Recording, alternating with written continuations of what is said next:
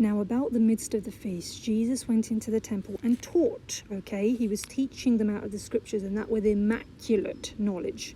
And the Jews marveled. They were like astonished and like really impressed and surprised, saying, how does this man know the letters? Like, how does he know the scriptures, having never learned? But here's the thing. They mean he never learned in their official schools, you know, what people call today like seminary or whatever else, getting a PhD in the so-called scriptures and etc. But guess what? As with every religion today, not just the Jews, but all of them, they're teaching man's law, not God's law. Jesus answered them and said, my doctrine is not mine, but it is of him that sent me. Of course, talking about God the Father himself. If any man will do his will, meaning that if any man will do the will of God, he shall know of the doctrine, okay, whether it be of God or whether I speak of myself. Meaning that when you know the scriptures yourself, then you will hear clearly, you will recognize the voice of God when someone is speaking it to you. But if you're not well versed in the knowledge of God and in his word, and in therefore who he is and his character, then yes, you will easily fall prey to man's laws. You will easily fall prey to doctrines of men. He that speaks of himself seeks his own glory, but he that seeks his glory that sent him, meaning God, the same is true, and no unrighteousness in him. Now listen here. Did not Moses give you the law, and yet none of you keep the law? Why do you go about to kill me? Understand, remember, again, talking to the people who are supposed to be the most versed, the most so-called loyal to God, okay? To the one true living God, the God of Israel, the Holy One of Israel. And yet, he's telling them, Moses gave you the law, and you're not keeping it. To everyone that continues saying he abolished the law, he did not abolish it. He glorified it, indeed. Think not that I am come to destroy the law or the prophets. I am not come to destroy, but to fulfill, meaning to live it out fully.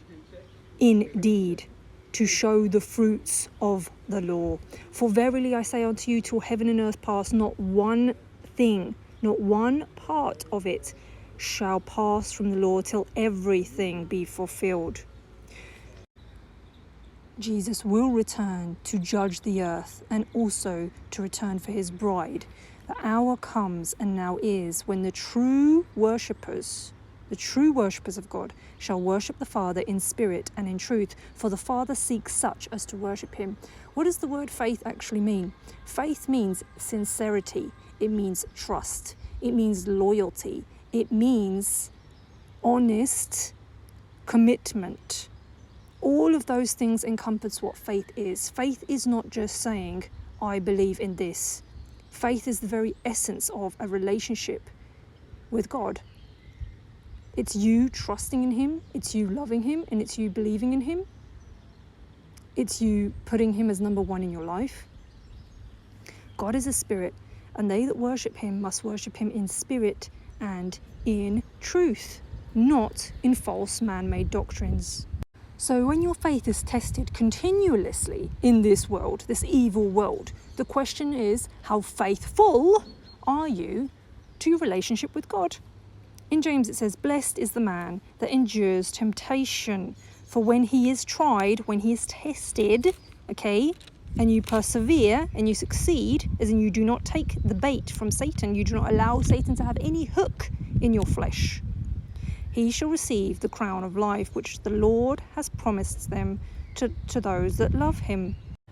And many are not prepared for the multiple tests throughout life. This entire life is a test. Many are not prepared, and therefore they fall prey to the doctrines of Satan. They fall prey to the lies of Satan, and they fail the tests. It says, do not say when you are tested that you're tested or tempted of God, as in God is not tempting you with evil. God is not going to tempt you with evil, neither does he tempt any man. It is always going to be Satan and the evil of this world that tempts you. God will simply allow you to be tested. It's like literally his hand is being lifted up from the earth, his hand of protection, to allow you to be tested, to see how faithful are you. How faithful are you? How much does it take for you? Is it just one text message from somebody and you're gone? You're into the sin already? Is it just one word from somebody else? Is it just some so-called documentary that says, oh, guess what, Jesus and the Bible's all fake? And then you're like, yeah, how embarrassing, I never believed that stuff anyway. I'll have you know that Jesus literally said, if you deny me before men, I will deny you before my Father in heaven.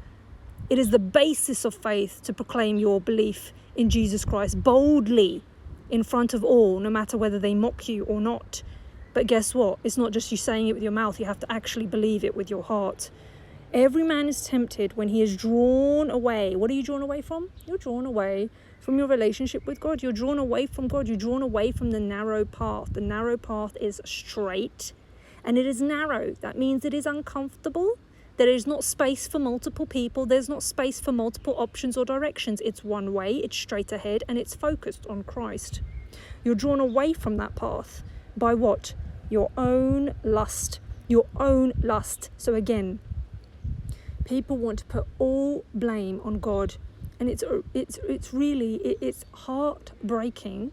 It is heartbreaking how evil and wicked the human heart is, how evil and wicked humans are on this earth, and everything that we have today is our own doing, because we as humanity have broken the laws of God, and yet in that people blaspheme God all day and say it is his fault that there is evil in the world. It is disgusting and saddening. It is so wrong. You yourself as a mere human being have a sense of justice requirement. You have a pain in your heart when somebody, for example, spreads some kind of untruth about you, lies about you, slanders your name, okay, gossips about you, and then you hear about it and it's not true.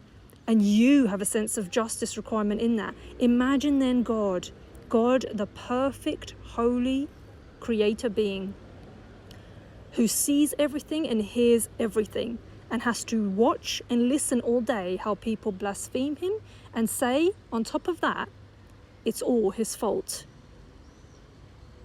You are drawn away from your own lust and you are enticed by that, meaning you take the bait. God will teach you a thing or two about accountability, about responsibility, about life choices. We are not mere puppets here.